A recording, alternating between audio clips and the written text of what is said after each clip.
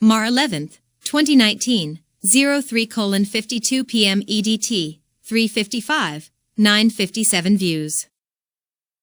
Trump's policy magic wand boosts manufacturing jobs 399% in first 26 months over Obama's last 26. Chuck DeVore, former contributor. Policy. Texas Public Policy Foundation VP and former California legislator.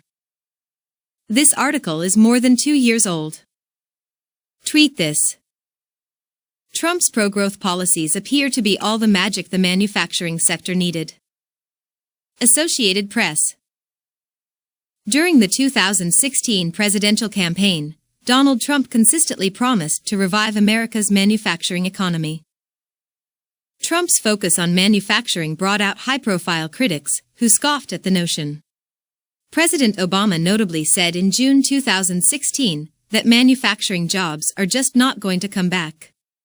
He said this at a time when manufacturing job growth had flatlined, falling by 31,000 from January of 2016 to when he delivered his pessimistic comments in June of that year. While President Obama's time in office did see job gains, even in manufacturing, it's important to note that jobs always come back in a post-recession recovery. But comparing the nation's most recent economic recovery from the trough in June 2009, the pace of job growth was slower in Obama's tenure than in any past recovery, except for the rebound from the mild 8-month recession in 2001, following the deflation of the dot-com bubble. Much of the blame for the weak economy can be set at the feet of two failed economic policies, monetary and fiscal.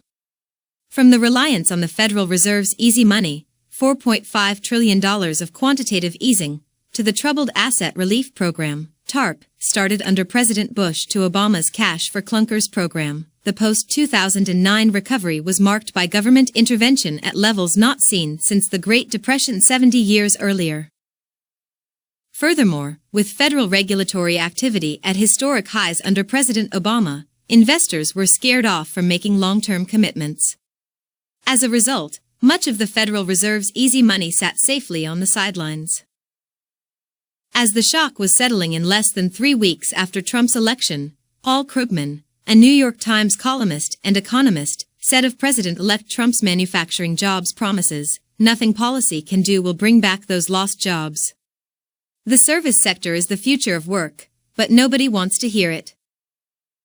Yet last Friday, the U.S. Bureau of Labor Statistics issued its February jobs report. Comparing the Trump administration's first 26 months of employment data with the last 26 months under Obama is insightful. Both periods are considered by most economists to be in the mature stage of the business cycle. In Obama's case, slow economic growth, especially regarding sluggish manufacturing employment, was considered the new normal. The national economy grew by 1.6% in 2016, Obama's last year. From October 2014 to December 2016, private sector employment grew by 4.4% as the unemployment rate dipped to 4.7%. In the past 26 months, private employers have grown their payrolls by 4% as the job market has tightened considerably, with official unemployment dropping to 3.8%. While overall employment numbers are comparable, the difference in manufacturing is profound. In the last 26 months of Obama's presidency, manufacturing employment grew by 96,000, or 0.8%.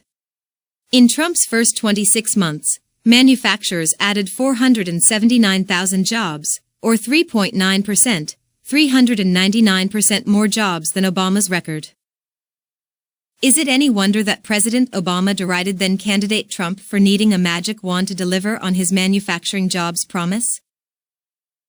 On the other hand, federal, state, and local government jobs, many of them creators of job-stifling red tape, grew by 1.8% in Obama's last 26 months compared to 0.8% under Trump. In fact, over the past 26 months, there were 168% more jobs in manufacturing created than in government, while during Obama's last 26 months, there were 303% more government jobs created than in manufacturing. This was not sustainable. Government jobs don't pay for themselves. And here's where President Trump's pro-growth policies come into play. The current stretch in increased manufacturing employment started in November 2016, the month of Trump's election. Employers, especially those faced with making long-term investments in physical plants and equipment, anticipated regulatory relief under Trump. They got the relief they hoped for. By October 2018, the Trump administration cut 2.7 major regulations for every one added, greatly reducing regulatory cost and risk.